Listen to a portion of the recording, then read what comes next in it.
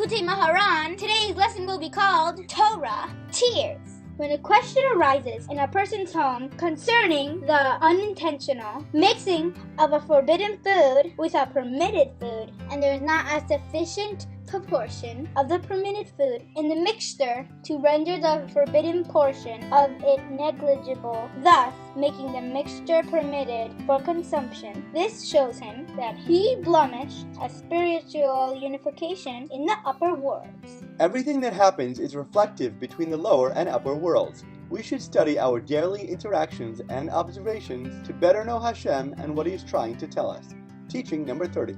There exist original Torah teachings that are generated through tears, for it is necessary to cry before originating Torah ideas, as explained in Likutei Moharan 1:262. Then when a new book comes into the world, those tears from which the new book was made stand up against the decrees of the nations, against the Jewish people, and they nullify them. To get great gems and dazzling diamonds, real hard work and pure pressure is necessary. Teaching number 31. Through song and melody, it is possible to recognize if a person has accepted upon himself the yoke of Torah. Music has a magic to magnify the manifestation of our Maker. Teaching number 32. Every Jew commensurate with his purity and holiness possesses an aspect of Mashiach. A person must guard himself with the utmost care so that his aspect of Mashiach should not become spoiled. The main way of doing this is to guard himself from physical intimate immorality. He should also guard himself assiduously from even the slightest whiff of the sin, since it taints a person's aspect of Mashiach.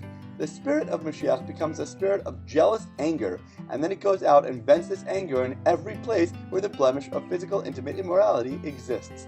Even in a place where there is not an actual immorality, but only some minor flaw of this respect, here too this spirit vents its anger. For given the enormity of the holiness and purity of Mashiach, his spirit cannot tolerate even a slight blemish in this area, and it vents its anger zealously against it. May God save us. When a couple, meaning a man and a woman, are upright without any trace of imperfection, and their coupling is with great purity and holiness, then their coupling causes a lofty spiritual unification, and their coupling is something very precious indeed. All acts of seemingly lowly earthly physicality are able to be made into the most beautiful and intimate divine orchestrations.